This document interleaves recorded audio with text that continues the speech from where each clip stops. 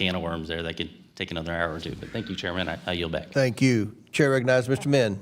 Thank you, Mr. Chair. Appreciate today's hearing, and I am deeply concerned about the allegations of fraud that we are learning about around the disbursement of social services funding in Minnesota. This is fraud of the worst kind. It's literally taking food out of the mouths of hungry kids so that people can enrich themselves.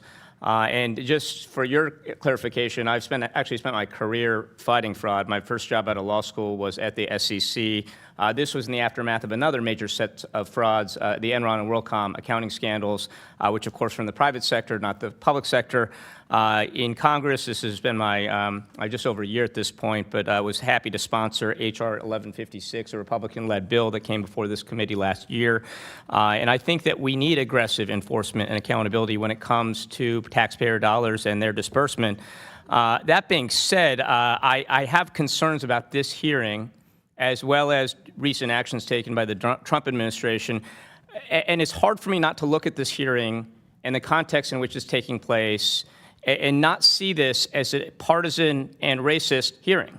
And for the reasons mentioned by my colleague, but we have not had other hearings when it comes to fraud that takes place in Republican-led states. We've not had hearings in this committee, as far as I'm aware, or in any other committee this year, as long as I've been in Congress, that go after those who are not Somali American. And so I hope you all can appreciate that by holding this hearing in isolation of any other hearings around oversight or fraud, that it looks like we're going after one community in one state when we know it's rampant. So I guess my first question to you all, and you all can raise your hand, or if you don't want to raise your hand, feel free to not raise your hand, but do you believe that fraud only takes place in Democratic-led states? No. Okay. No. And do you believe that fraud only takes place in the Somali communities? No. Absolutely not. No. Would it surprise you to know that the Congress has not done hearings on either frauds that have taken place in Republican-led states or on frauds that have taken place in non-Somalian communities So this year, since I've taken Congress, or that this Oversight Committee in particular in this session? the Minnesota legislature, we are literally drowning in fraud. That was a yes/no question, And so I'm going to so reclaim my time, so we thank you very spend much. all of our time And so I would just say doing that that. if this was a serious hearing, if this was a more serious attempt at oversight, we'd be looking across the board. This is also hard to not take in the context of President Trump's announcement, I think just yesterday, that he would be illegally, I would add, withholding funds for child care and other purposes from states led by Democratic governors, including not only Minnesota, but my home state of California, as well as several others. Kids are going to go hungry in my district when we have not seen evidence of any type of fraud on the scale we're talking about in California, in Colorado, in Illinois, and yet Donald Trump is withholding funds from those states. You don't know. And so it looks like a very partisan effort here to go after blue states. $10 billion is being withheld. $10 billion. And we already have struggling people right now trying to pay the bills because of rising healthcare costs, inflation, et cetera. It's cruel and vindictive. It is also, I think, another example of the ways in which President Trump and this committee and this Republican-led Congress look increasingly like they're weaponizing the government to go after Democrats and people they perceive as their political critics rather than going out and trying to address fraud in all ways, shapes, and forms. We know, for example, that there have been massive frauds that have been uncovered in places like Florida, Texas, Louisiana, and Mississippi. And I want to highlight Mississippi because Mississippi has made a lot of news recently because they've had the largest public corruption scandal in their history. And yet this committee has not addressed that once.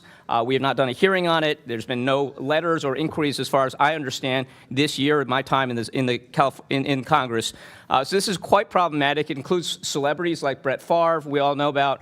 And so it's very problematic to me that we are not actually doing this.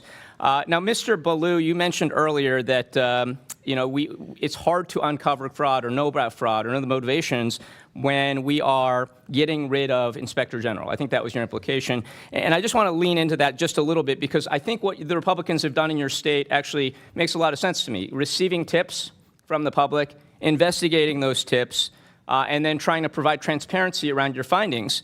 And yet that is, Mr. Ballou, that is what Inspectors General do, right? That's precisely their job. And would it surprise you to know that this committee, which is tasked with overseeing the federal government, has done 0 hearings since Donald Trump fired all the inspector generals at the beginning of his term? That's unfortunate. We really can't have a discussion around fraud, misuse of taxpayer dollars, or waste if we aren't talking about the fact that we just got rid of all the people that are supposed to oversee that. So I have one last question here. And No, this- your okay. time's expired. You've gone over a minute, but you No, I did go over a criticize minute. firing the 7 inspector seconds general over. when you 7 seconds admit over. there's massive fraud in Republican states too. The IGs have failed. Can I Why ask should we you keep point funding of these parliamentary- agencies when there's evidence that the money has been defrauded? I have a parliamentary inquiry for you, sir. Well, go ahead. Are we allowed to use this committee's resources to only go after fraud or states of one party? No, we can go after fraud in any part. So are we going to look into Mississippi the way that we're looking into If Minnesota? you bring stuff forward, you have whistleblowers come forward, we will look after it in any state. You will hold a hearing. Do I have your commitment? on that? Well, it depends on the evidence. There's All right, plenty Chair of now evidence out there. recognizes Mr. I also Burleson have from asked Missouri. unanimous consent Thank you, to Mr. introduce an Chairman. article And into I the would- record. I've already recognized I'd like Mr. to- Burleson. Thank you, which Mr. is- Chairman. I appreciate it. And actually, I'd like to remind the committee that this party, this side of the aisle, has dedicated